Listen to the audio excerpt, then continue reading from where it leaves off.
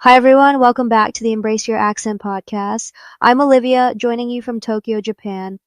In the last episode, we talked about how accents form and how our experiences and environments shape the way we speak.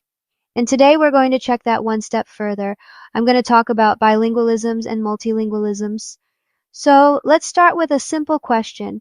What does bilingual mean? A lot of people imagine of speaking two languages perfectly, like a native speaker, but linguistically speaking, it's actually not that simple. Although there isn't one fixed or exact definition by the researchers. Some scholars define bilingualism as being able to use two languages as a conversational level in daily life, or others say that even just like basic ability to communicate and understand can count as bilingualism, whether if you use that language in a daily basis or not. Some people propose a stricter definition. I've heard a lot of people saying that they're not bilingual because they have a strong accent and don't speak fluently as native speakers. But accent doesn't have a relation of being bilingual, even if the definition varies. Almost no one talks about accent when defining. It's more focused on understanding, ability, communication, or actual language use. And accent is not the main factor of being multilingual because, actually, I've been thinking about this quite a lot. As I said in the first episode, people in the English-speaking countries do have an accent.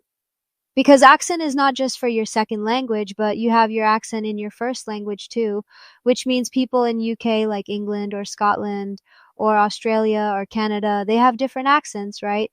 But we don't say that that person is not an English speaker because of their accent, because they are an English speaker, right? So if having an accent really determines the language ability, then someone who only speaks English but has a strong regional accent like Cockney, would they be like non-lingual? You know what I mean? So if accent doesn't matter in your first language, why does it suddenly matter in your second language? It should not be, right?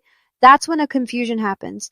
I think people often confuse between sounding native and actually being able to communicate, but those are completely different things. So like even if you have a strong accent or don't sound perfect or like feel unsure about pronunciation, if you can understand and communicate in the language, and if the speaker of that language understands you, you can be said as multilingual.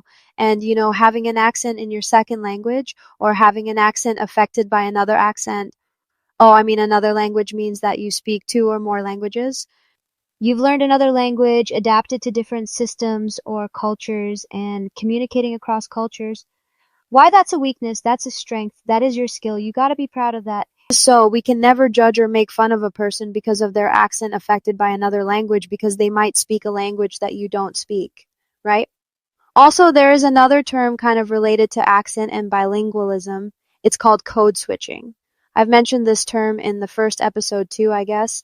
Code switching is not only switching a language, but it can also be said when switching an accent or switching our ways of speaking styles depending on the situation. Let's do one quick activity. I will show a sentence here. Say the sentence out loud by yourself if you're in the space that you can.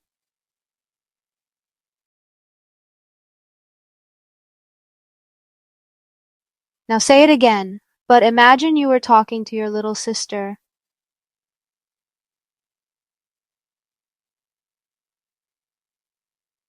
Now say it again, but imagine you were talking to your teacher or boss.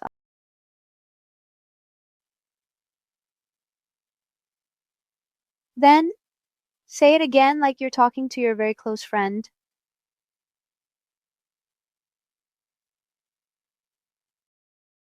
Did anything change? I guess your tone, or maybe your pronunciation or the rhythm has changed. That's already a form of switching. So you code switched.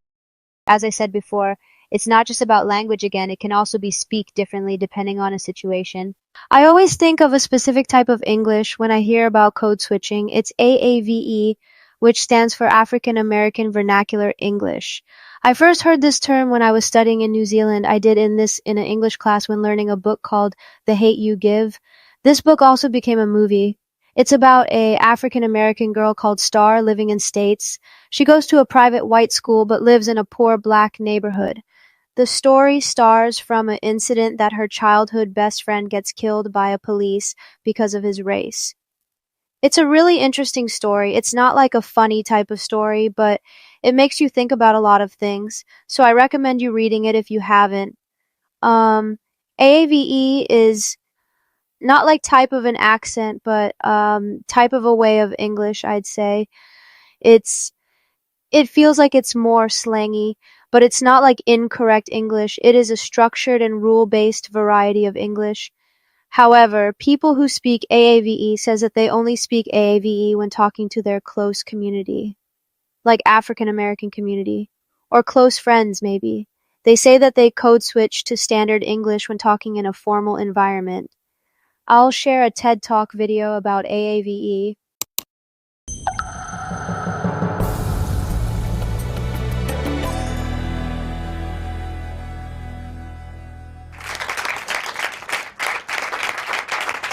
Today, a baffled lady observed the shell where my soul dwells and announced that I'm articulate.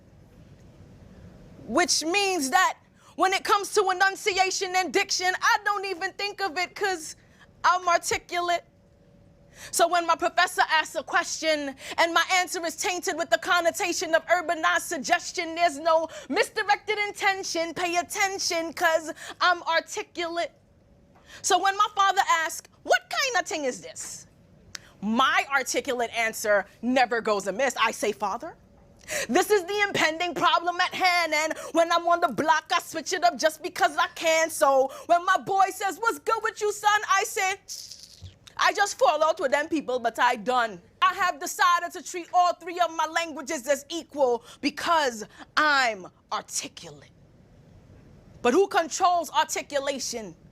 Because the English language is a multifaceted oration subject to indefinite transformation. Now you may think that it is ignorant to speak broken English, but I'm here to tell you that even articulate Americans sound foolish to the British. So I may not always come before you with excellency of speech, but do not judge me by my language and assume that I'm too ignorant to teach, because I speak 3 tongues. One for each, home, school, and friends. I'm a trilingual orator. Sometimes I'm consistent with my language now, then switch it up so I don't bore later. Sometimes I fight back 2 tongues while I use the other one in the classroom, and when I mistakenly mix them up, I feel crazy like I'm cooking in the bathroom. I know. But I'm here to tell you that even our language has rules, so when mommy mocks me and says, y'all be mad going to the store, I say, Mommy, no, that sentence is not following the law. Never does the word mad go before a present participle. That's simply the principle of this English. Let there be no confusion. Let there be no hesitation. This is not a promotion of ignorance. This is a linguistic celebration. That's why I put trilingual on my last job application. I can help to diversify your consumer market is all I wanted them to know. When they call me for the interview, I'll be more than happy to show that I can say what's good, what's agwan, and of course, hello. Because I'm articulate. Thank you. When someone changes the way they speak depending on the situation, do you think they're faking themselves, or are they actually showing awareness and adaptability? In many cases, it's about being understood by a person who have a different background, or fitting into different environments, or responding to expectations. And this code switching is a very advanced skill. Meanwhile, multilingual kids usually tend to code switch a lot between 2 languages or multiple languages they speak. They even mix languages when talking or combine them in one sentence. And people sometimes say they're confused, they're not learning properly, or they will never be able to speak a single language completely. But this is the kids talking in the mixed languages is quite a normal thing. It's part of how the brain manages multiple languages. It's sometimes called translanguaging, and it actually shows that the child is actively using all their language knowledge. So basically, kids have a capacity of their brain, of the words they can understand or remember. So a monolingual kid will remember 100 words of a language, but bilingual kid remembers 50 words in one language and another 50 words in another language. It might be affected by their environment where speaking that language. For example, when they're speaking the language A in the house, they might remember things like cup or whatever, which is like whatever related to households. But if they're speaking the language B at school, they might remember words like notebook or pencil or teacher in that language. So when we think about bilingualism, accents, code switching, the key idea is that language is not fixed. It changes depending on everything, your environment, the identity, your situation. Um, I guess it's quite the same conclusion as the last episode. But anyways, that's what it is. However, even though all of these are natural things that happen, people are still judged for how they speak. So in the next episode, we're going to explore why do actually people judge accents? I don't want to criticize anyone, but just to consider why and how we can avoid that. Before we finish, your accent does not define your ability, and it definitely does not decide whether you are bilingual or multilingual enough. Language is about communication, not perfection. As to say, I cannot even speak my native language, Japanese, perfectly, and no one can speak a language perfectly. So it's okay, and the way you speak is part of your story. Thank you so much for listening, and I'll see you in the next episode. Bye.